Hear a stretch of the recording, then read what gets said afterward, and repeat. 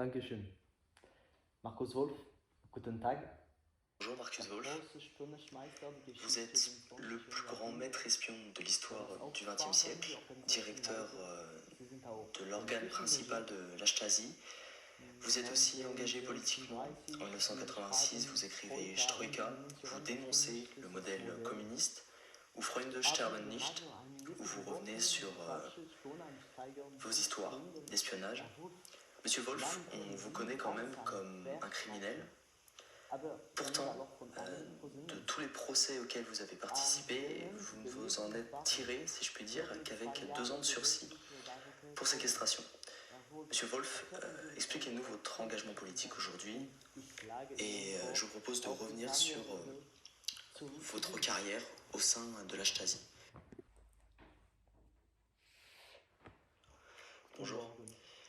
En effet, j'avais compris, peut-être aussi tard que certains, que le parti soviétique devait être réformé en profondeur. C'est pour ça que j'étais partisan de Mikhail Gorbatchev.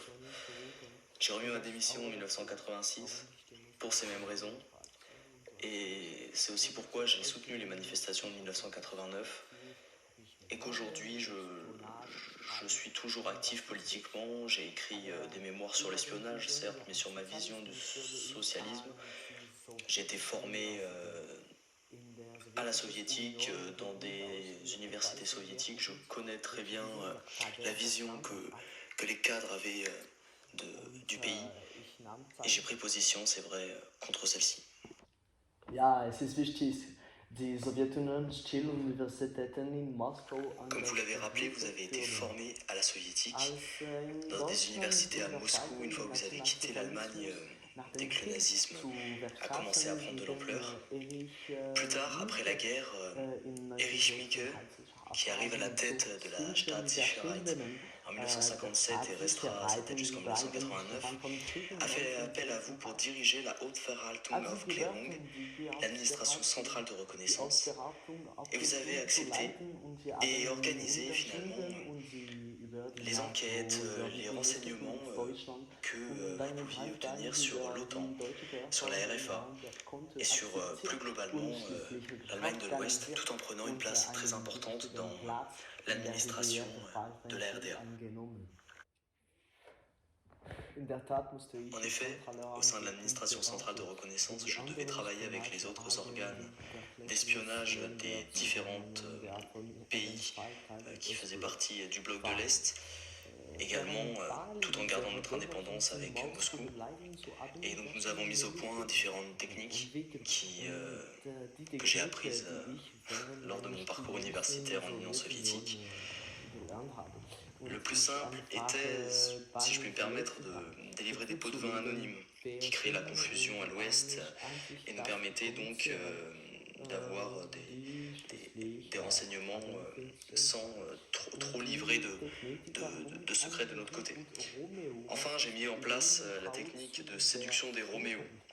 L'idée était de séduire des jeunes femmes, séduire des hommes qui étaient bien placés dans l'administration ouest-allemande pour leur soutirer des informations.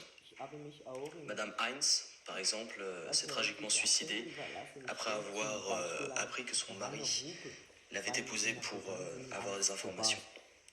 Je me suis aussi appuyé sur des agents de grande qualité. Je pense à Rainer Rupp, par exemple, plus connu chez vous sous le nom de Topaz, qui a été infiltré dans l'OTAN entre 1979 et 1993. Ça a été une réussite totale. Savoir que même après la chute du mur, après la réunification, il est resté inconnu et malheureusement il s'est fait condamner après qu'il ait été démasqué. Bien entendu aussi, même si j'ai eu plus de problèmes une fois qu'elle a été découverte et qu'elle m'accuse aujourd'hui de ne pas l'avoir soutenue, Gabriel Gast, qui était une remarquable agent double, chef analyste des services secrets ouest-allemands, excusez-moi, mais il faut le dire aussi, est-allemand. Elle nous a beaucoup aidés pour nous permettre d'établir d'autres plans d'espionnage, d'envoyer d'autres espions. C'est là où je veux adresser mes salutations socialistes aux 11 000 agents de la Stasi qui ont participé à rendre notre pays très sûr. Herr Wolf, man kennt Sie unter die Namen die Geschlechter. Monsieur Wolf, on vous connaît sous le nom de l'homme sans visage. La première photo que les services de l'Ouest ont eue à leur disposition a été prise en Suède. Et par vos techniques, on vous compare souvent à Yuri Andropov, le grand dirigeant des services secrets de l'Union soviétique, de par vos actions diverses que vous nous avez détaillées, de par votre discrétion aussi.